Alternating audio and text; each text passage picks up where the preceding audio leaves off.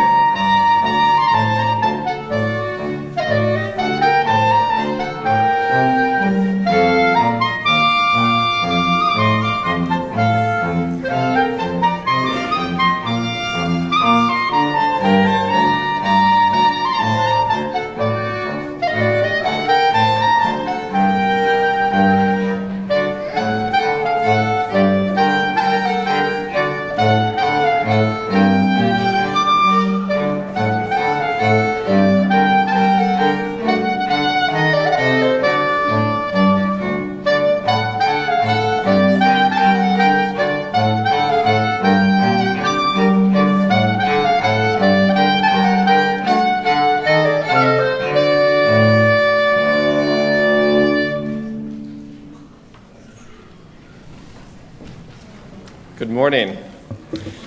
Welcome to First Unitarian Universalist Church of Rochester.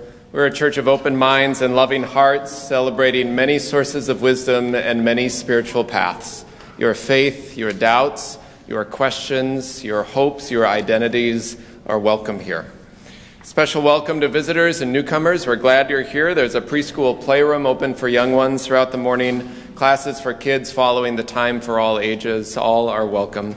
After service, join us down in the Commons where you can find ways to get involved in the church and community and have some refreshments as well.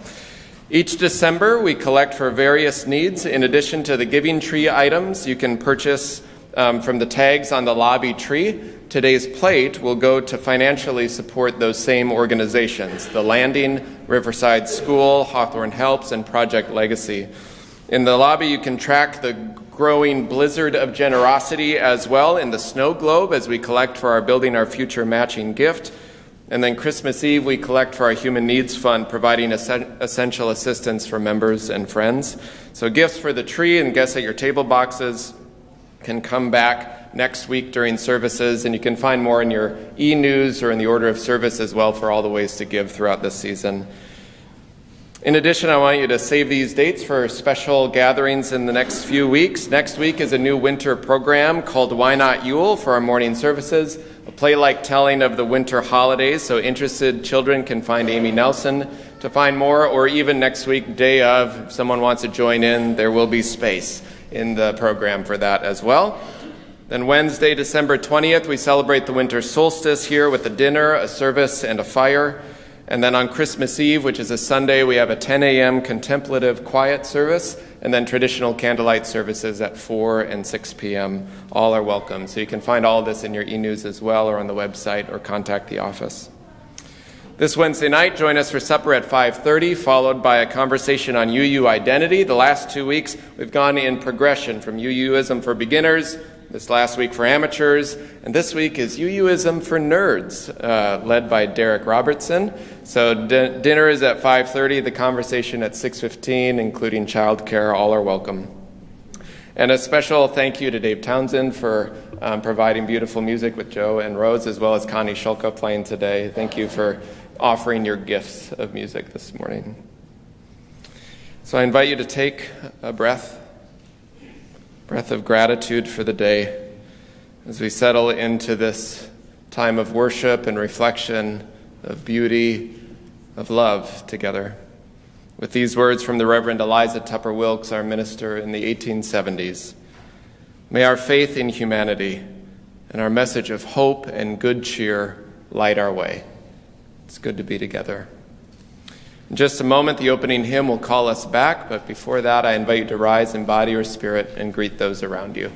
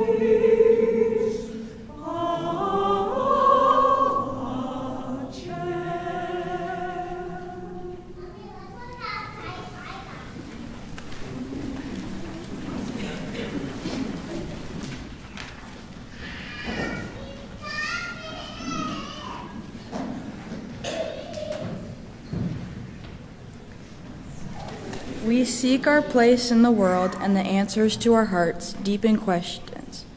As we seek, may our hearts be open to unexpected answers. May the light of our chalice remind us that this is a community of warmth, of wisdom, and welcoming of multiple truths.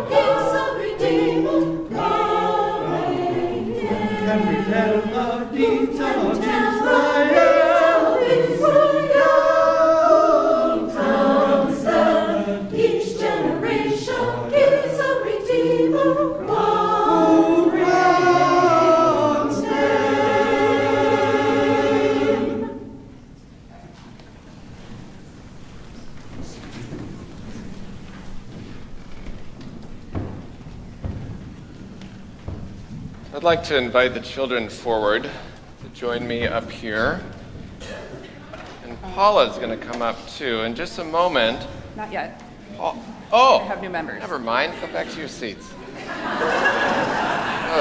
Sit down, kids. I'm going to invite you up in just a few minutes because we get to do something joyful and fun that Melissa reminds me of sometimes, like welcome new members.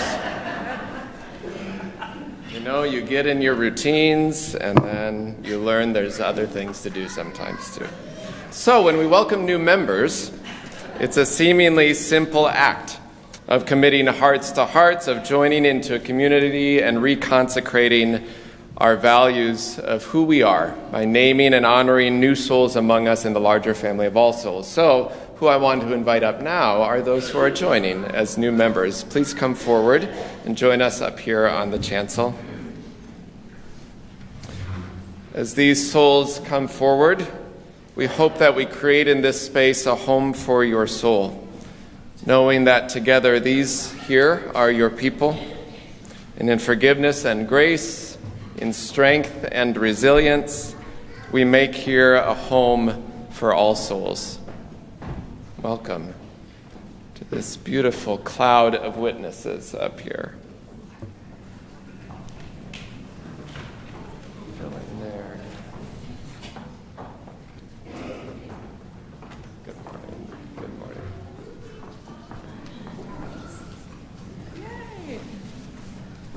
It is a great joy for me to engage with newcomers who are interested in learning about First UU.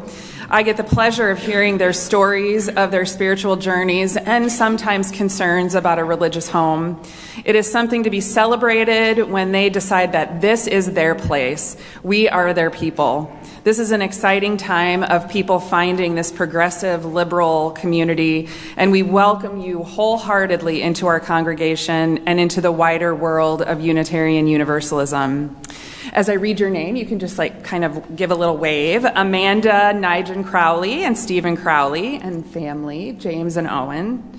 And Edith and Edith James and Joe Goodenough, Mary Mulholland Kafer, Lim Stamsher and Brian Stamsher and Aaliyah, Mark Sampson, Sophia Van Oss, and M. Lewis.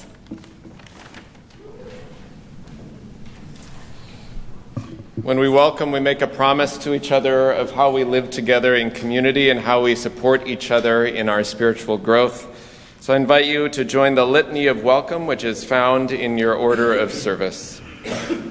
First, the congregation. We welcome you into this congregation and into the larger circle of Unitarian Universalism. We welcome your story, your identity, and the gifts that you bring. May you find here a home for your soul. And new members, we gladly join you with members of this church. We will offer our gifts as we are able to the flourishing and well-being of this community and support the values of this congregation: hospitality, compassion, spiritual growth, and justice. and all together. We covenant to travel together in this religious community. Here may we be affirmed for who we are and challenged to be our best selves. Here may we grow our souls and care for each other and the earth, nurture spiritual growth, practice justice, and together lead lives of meaning, service, and love. So as you sign this membership book, which holds over 150 years of names of those who have joined before you, I invite you to pay attention to all those names that came before, but also the lines that are still blank after your names for those new souls that are still yet to join this community in the future. We'll sing a blessing to them, hymn number 1, Prayer for This House, or May Nothing Evil Cross This Door, as they sign our membership book.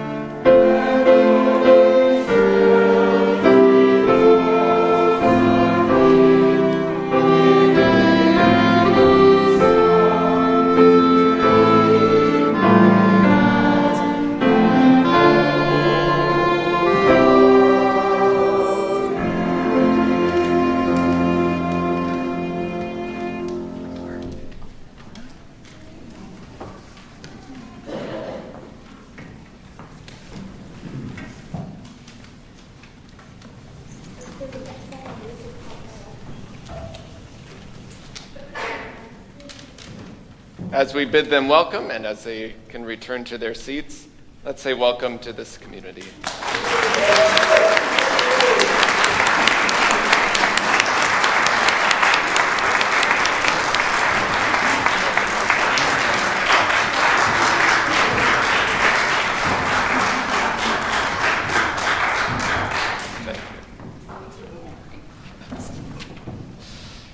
So now, I would like to invite the children forward to gather here with me, and Paula's coming up too. Paula's going to share something in just a moment, but first I want you to come up here and gather around. One thing we do during this season is we kind of have a few special gatherings and services that celebrate darkness and light. And so I want to try something with you. Actually, if you all take a seat kind of on the sides of Paula here, on the top step, looking out this way, okay? And things are going to start happening. And I'm going to slowly drift away. But I want you to imagine when something becomes further away from you, or it's something really out of your understanding, something you've never learned about, some place you've never been or thought about, it kind of becomes harder to know things about it, or to be able to see or understand it the further away it gets. Have you ever been in a place where you didn't really know what was going to happen or what it was going to be like? And then it can be a little nerve-wracking, can it? To be in a place where you're just not sure, where you just don't know what's about to happen or where you are. It's something you don't understand, maybe, or something you're still going to learn about. But then I want you to kind of look to the sides and maybe behind you a little bit.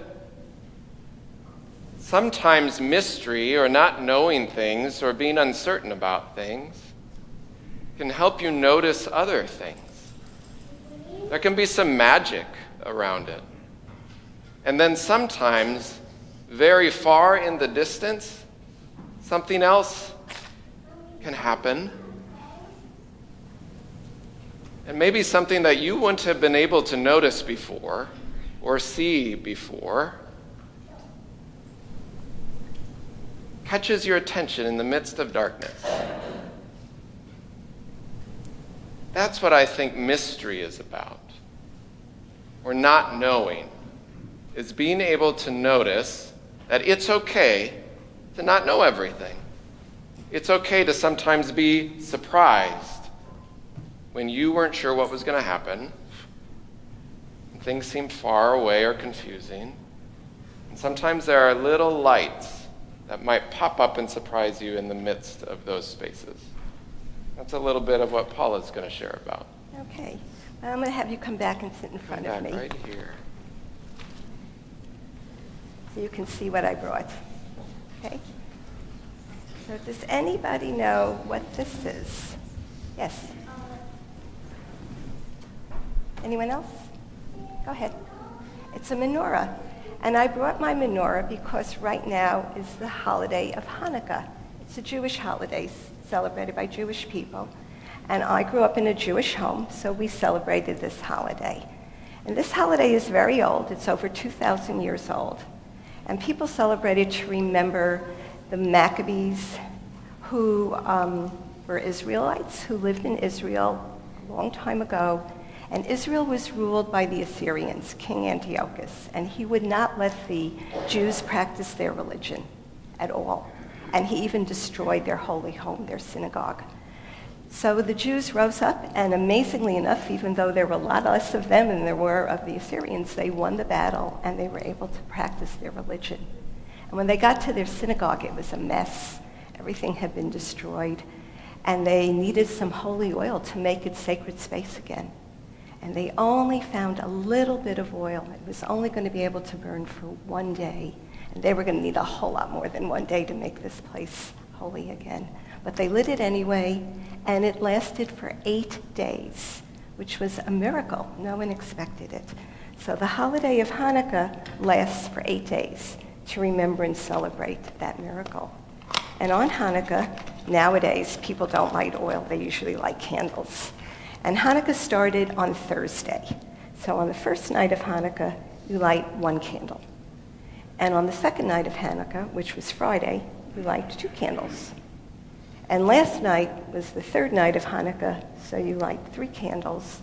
And tonight, which is the 4th night of Hanukkah, you light 4 candles. And you have a special candle called a helper candle or a shamus, and it goes right over here.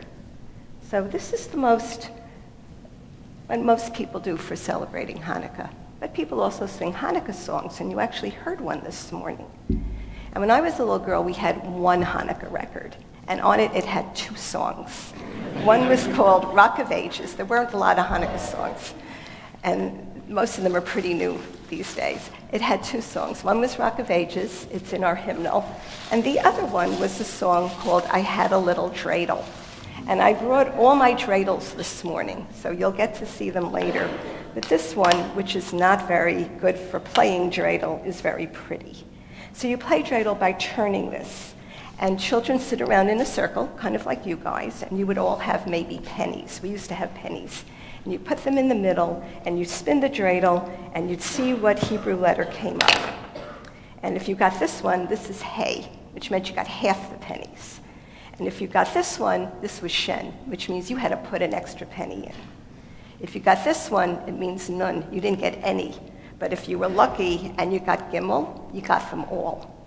So that was a lot of fun, and we used to do that. And then we ate special food called latkes. Anyone ever heard of them? They're potato pancakes, and we ate them at our house with applesauce. Some people also eat jelly donuts. We never ate them, but it's traditional to do that. And the last thing that people would do at Hanukkah is they would give children Hanukkah gelt. And Hanukkah gelt, when I was a child, looked like this. They were gold coins. This isn't a real gold coin. Underneath it is chocolate. But that's the best kind of gold coin. And there was a special chocolatier in New York called Barton's, and my mother would go there every year and get these special chocolate coins. So I actually brought enough gelt to give for each of you. So before we go, you can each get your own Hanukkah gelt to celebrate Hanukkah. So, and you're ready. You can have yours first. Absolutely. So, all righty. So how you light the candles, I'm actually not going to light them this morning because you light these candles at sundown. And once you light them, you don't blow them out. So, but it goes like this. You say a prayer, you use the helper candle, you start over here, and you sing, Baruch atah Adonai, Eloheinu melech olam, asher kiddushanu v'mitzvosav, v'tzivanu lahadlik ner shel Hanukkah. Blessed art thou, O Lord our God, King of the universe, who sanctified us by thy commandments to kindle the lights of Hanukkah. Happy Hanukkah. So these are my dreidels. Can you bring them with you to, are you going to Sunday school? Would you bring them for everyone to play? Okay, and I promised gelt. As she hands out the prizes, we're going to sing the Children's Benediction, which is on the back inside cover of your hymnal. Okay, Thank for you, you. Paula.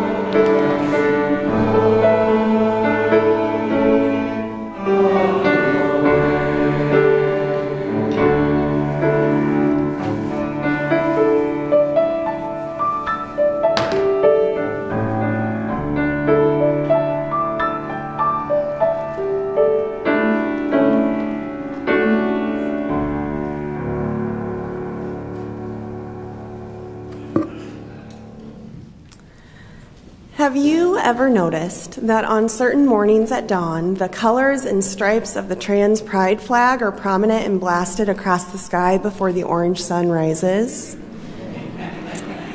I wonder, too, if you've ever looked through goofy 3D glasses like these, at a string of lights or even at a candle's flame, and seen festive figures.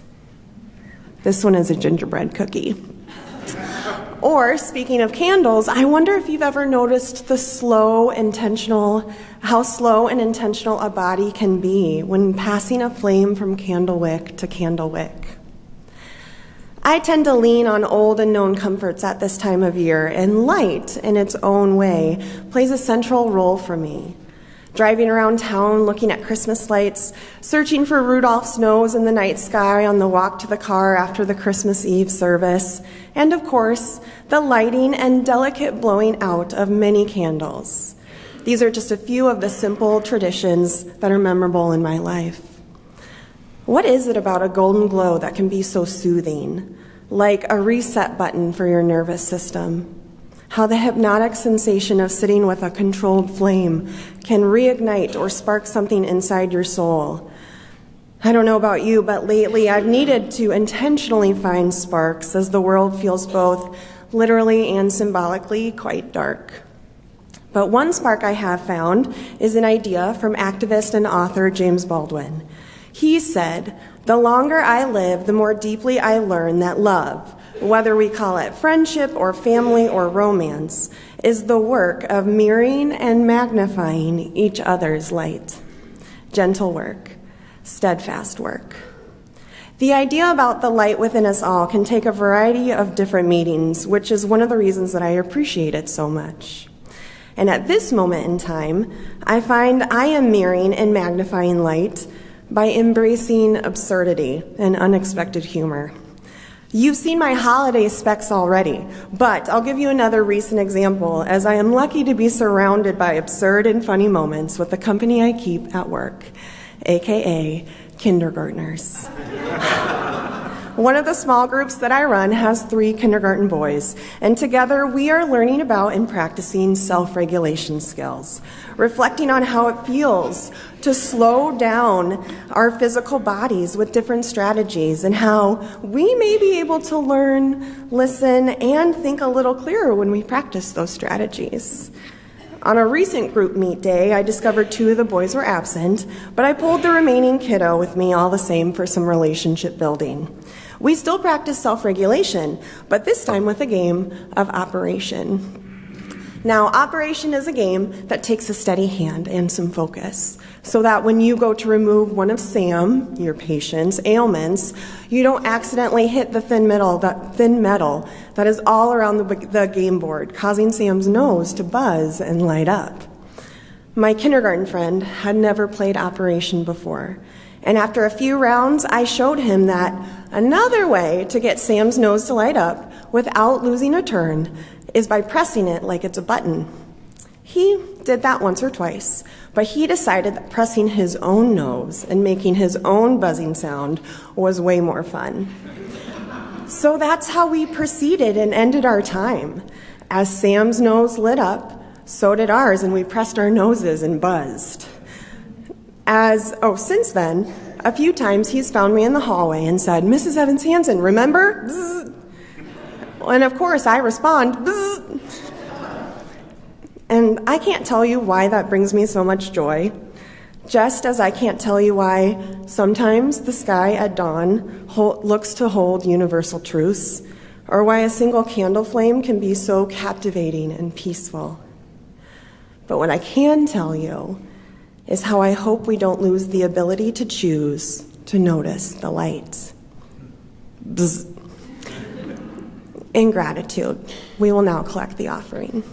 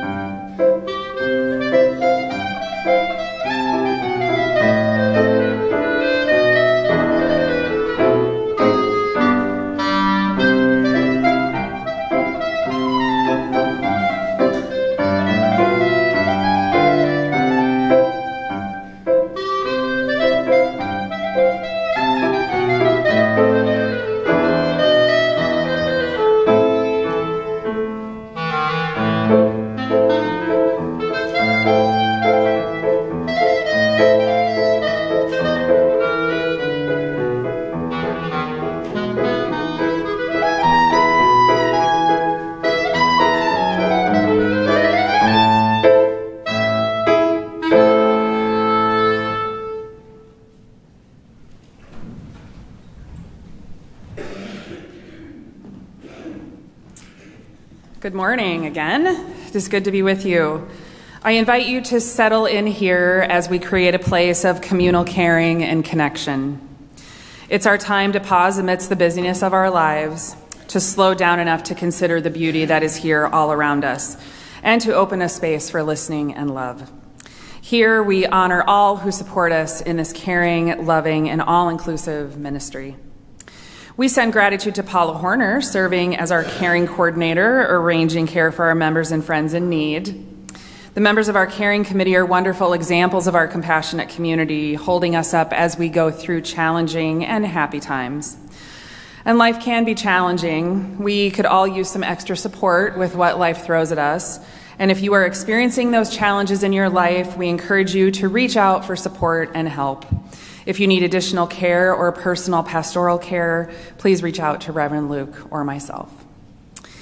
In this community, we share pieces of our lives with one another. We do this because all people here have value. Each person's experience matters. We lift up those who are experiencing sadness, illness, or loneliness. May the strength and love in our congregation help guide you. We revel in those who are experiencing joys in their lives. May their happiness lift us all, and may their joy filter into all around them. May all of us find love, hope, joy, and healing strength in our community. Sandy McLaughlin, at home recovering from pneumonia, is thankful for UUs who shared soups and Christmas cookies, covered Hawthorne Helps Tuesday's distribution, and helped the Hawthorne Helps 125 Live craft booth in her place. She is especially thankful for John, who finally convinced her to be seen in the ER. So as she recovers, which she is, we send love and healing her way. And a message of gratitude from Anita DeAngelis. My family and I were overwhelmed by the amazing support and kindness that the members, friends, and staff of First UU showed us. You helped make Randy's celebration of life a truly special one for us, and for so many that loved and cared for him. As Anita begins her journey of healing, we hold her and the family in love and strength for the days ahead. Here, our service to each other, to the world, and to our faith is our focus. Let us carry that out into the wider world. May the faith in the spirit of life, love for the community of earth, and love for the light in each other be ours now and in all the days to come.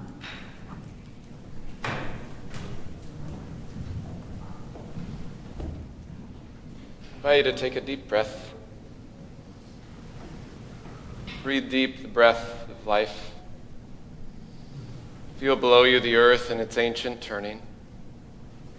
Above you the sky, and beyond that the stars shining with their ancient light, holding you in this moment, this breath. You yourself made of earth and stars. Know that in this house you are named, you're known as beloved, as sacred. I invite you into this time of meditation, this time of prayer, first by sharing silence together.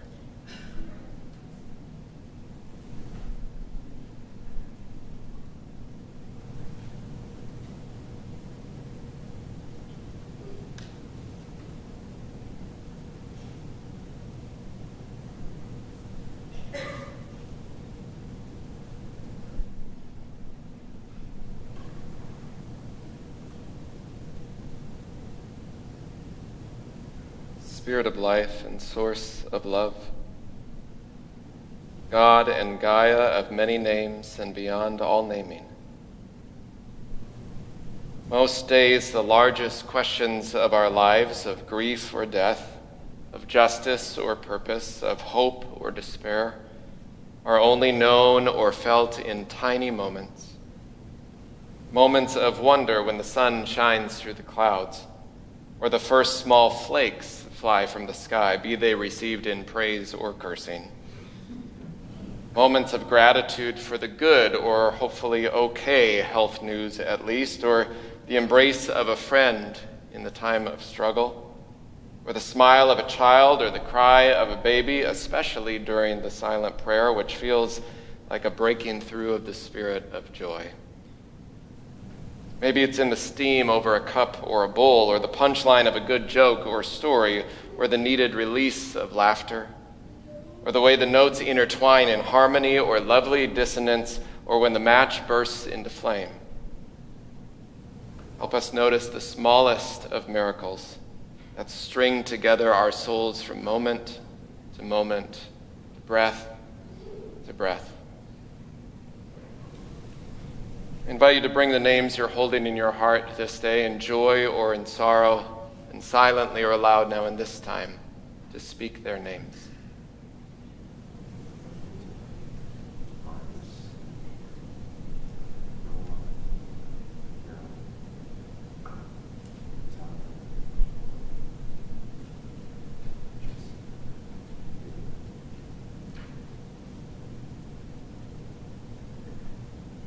The names spoken and unspoken, may we all be held in love and grace.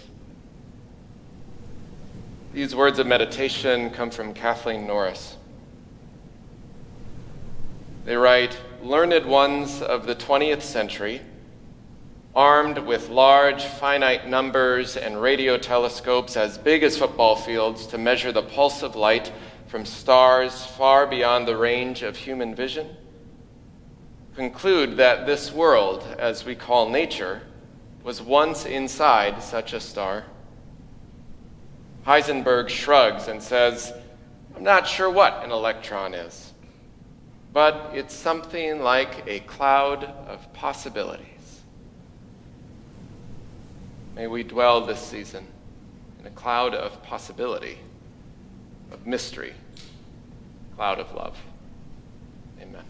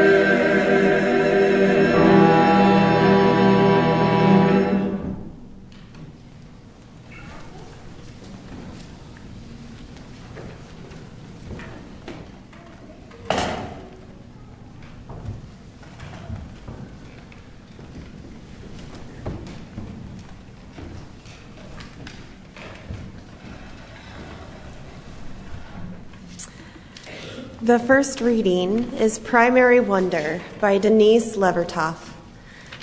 Days pass when I forget the mystery. Problems insoluble and problems offering their own ignored solutions jostle for my attention.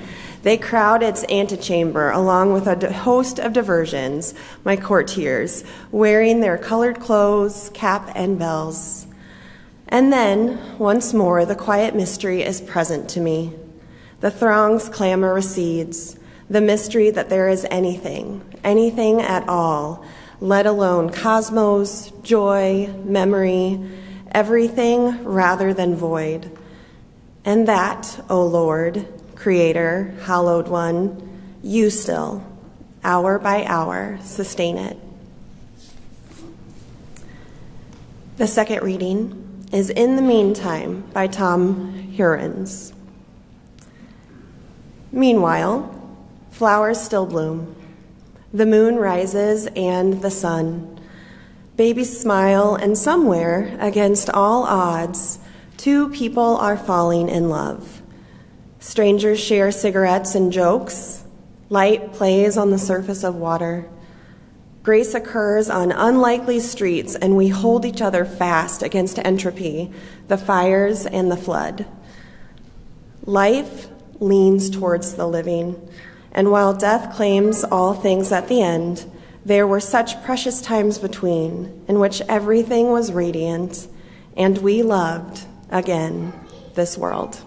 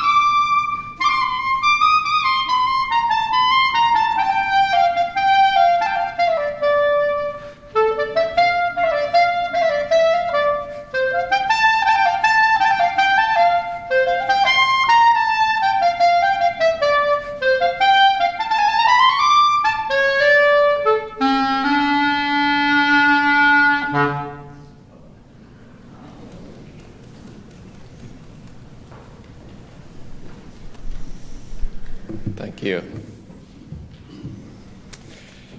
Have you ever taken a flashlight in a dark space and turned it on so it shined just a small circle on something close, maybe a wall or the floor or a table or a piece of paper or a book, and then you either moved back or just pulled that flashlight away a little bit to watch the circle of light grow? This past week, around a table of what I like to call pub ministry, and if you're a young adult interested, let me know. By young adult, we generally mean 20s into 40s, which is church young. Anyway, around the table, we were discussing the monthly theme of mystery, which led to discussing a quote often attributed to Einstein that as our circle of knowledge expands, so does the circumference of darkness surrounding it. It's a bit of what our monthly theme is about. The idea there are things we know in various ways that we might know through the intellect or through the body, through story or art or experience. And there is almost always something at the edges or limits of that knowing, where our learning, our knowledge of wisdom, our truth starts to have some soft edges of awareness that begin to mix and blend with what we don't know. So that as that circle of light grows of what we know in some way, so does that space around it of what we don't. Or in short, the more we know we don't know. This whole conversation reminded me of some headlamps that I got for summer camping. The idea is that they are to be helpful to go around the campground or to the restrooms so you have some light while you're carrying something else, be it firewood or a towel or a tired child. The thing about it, though, is it has limited usefulness for me. Maybe it's my Midwestern not wanting to bother anybody, so I don't like a light just shining out in front of my face to everyone around me. So I tend to point my head down a bit. And so there it is on the ground, a nice, safe little glowing circle of comfort there, or perhaps a small perimeter of my awareness in the world. But what's not really helpful about that is just staring at a bright circle on the ground. In fact, it then makes it really hard to see anything beyond that space. When you look up, your eyes take a while to adjust, and you can't really see anything beyond just what's right in front of you, the wider darkness. But if I turn off that light and let my eyes adjust a bit more, at least for me, I still can't see everything, but I'm so much more aware of my surroundings that aren't in my little forced illumination circle. And all of a sudden I can look up and see far beyond my circle into the beauty of a night sky and the stars of the heavens. Days pass when I forget the mystery, writes Denise Levertov. Problems insolvable jostle for my attention, along with a host of diversions, and then once more a quiet mystery is present to me. The mystery that there is anything at all. Sometimes there can be a freedom, a liberation when we lean away from certainty and toward mystery, to be freed a bit from the pursuit of trying to figure everything out, and leave a little room for not knowing everything, not having everything neatly in order, a little room for the Spirit. Sometimes we joke on church Sunday mornings when we're not sure how it's all going to work out and all the pieces are going to play. Leave room for the Spirit, we say. It's a universalist tradition. The quest for something quantifiable, verifiable, data, is good many times. At its best, it can lead to more mystery, in fact, or it comes from a sense of wanting accountability or clarity. At its worst, it can be used as something that can control or dictate, or a belief that we do have the ability to know it all. There can be a middle ground, of course, but the desire to have everything explained and understood, categorized and detailed, can fool us into thinking that somehow we don't enter each day with a good measure of uncertainty and risk about what might come. We do this all the time. We enter every day with a balance of faith and risk and plans and contingencies, knowing some things we can try to control or understand, knowing some things we certainly can't. How much certainty is there when you prepare to have a child, or try to have a child, or enter a relationship, or take on a new task or a new job, or beyond seemingly day-to-day personal things? What then of the larger uncertainties of the entire community of the globe? How do we hold the uncertainty of things that are obviously well beyond our control, but we still feel some responsibility toward, as a member of the global family, to do whatever we can for mutual flourishing? This season brings with it reminders that we do this all the time, and we keep lighting candles or shining lights in the midst of deep darkness and uncertainty. We enter each day, each moment with, if we're honest, very little clue about what might disrupt our days, our plans, our world, or call us into deep awe or wonder. As we hold many stories, including the complex reality of holding Hanukkah as largely as we do in America, this quieter home holiday for most Jewish folks that got drummed up in part because of the immensity of Christmas, but even more so this year, it's tangled in with these heartbreaks of anti-Semitism, the horrific violence and conditions against Palestinians. We try to hold these complex histories and stories that seem like massive darkness and generations of uncertainty, and a deep striving to find ways to shine or find light within it. UU Minister of Jewish Ancestry Elia Angiri writes, "Stories of guerrilla warfare and forbidden learning need witness by small flames that grow in number. And we marvel at the miracle of oil and bodies and fry potatoes until it smells like a day that is holy and the first night of the rest of our lives, we could have assimilated, but instead, again and again, we rededicate. She writes about rededicating to the true call of shalom, this Hebrew greeting that hangs on my wall near the Hebrew textbooks and Bibles from seminary, reminding me of all these stories and all these words that hold so much more deeper meaning than we often see or have room for in the news or the scrolls that give space and time for.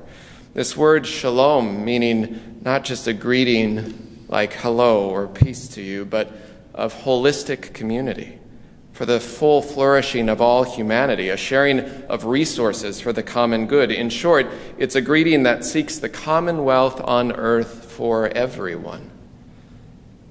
Another activist and author among many Jewish voices for peace speaks about the call of the Jewish tradition to care for the flourishing of all humanity, not a particular place or state, to speak and act and live against anti-Semitism and attacks by Hamas, to decry attacks on Israel and decry actions by Israel, to denounce and grieve the massive loss of life in Gaza and the conditions of chaos and violence, and to know that these ancient stories of resistance to assimilation and the lighting of candles to represent rededication to justice and home, to declare the birthright of joy and life and possibility to all people, Israeli, Palestinian, all those whose hearts are struck to these particular places in the world.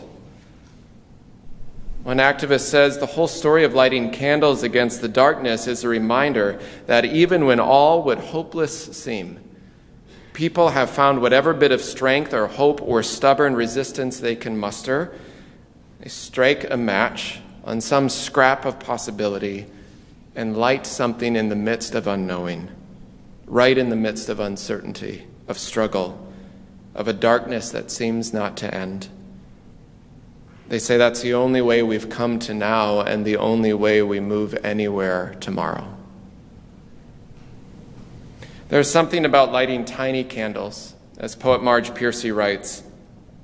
She says, a row of tall, skinny candles burns quickly into the night. Darkness rushes in after the sun sinks like a bright plug pulled, when even the moon starves to a sliver of quicksilver and little candles poke holes in the darkness. There's something about the tininess of those candles, a humble light rather than a shining bright certainty about this or that, but something with a little more humility, so that doesn't obliterate our ability to notice the larger darkness around us, the invitation to mystery and wonder and possibility, that there are paths yet to find what we can hardly imagine.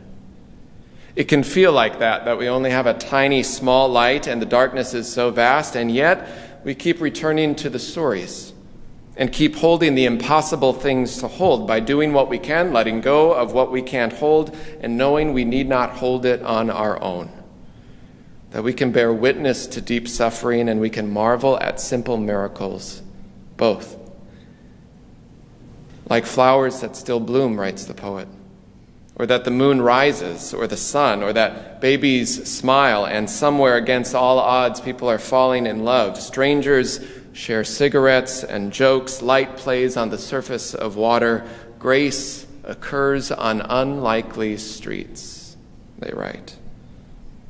Grace occurs, miracles occur, hope without any certainty occurs, beauty and art occur in unlikely streets, in unlikely moments, in unlikely places, and perhaps in unlikely hearts, maybe in yours.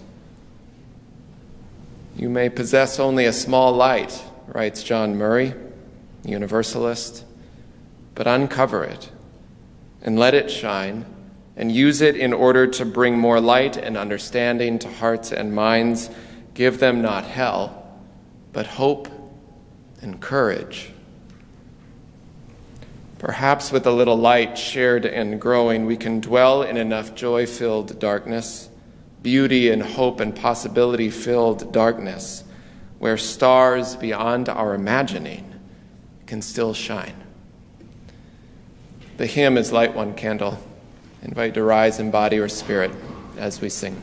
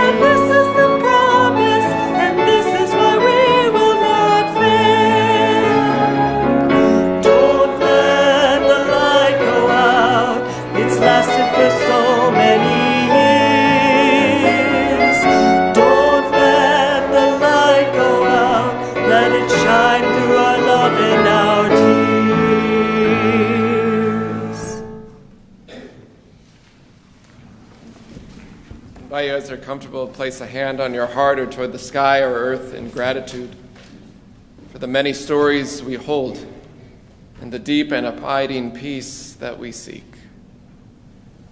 Go yonder, and gather the people. Give them not hell, but courage and hope. Give them something of the love you have found here. And tell all the people that love is our home.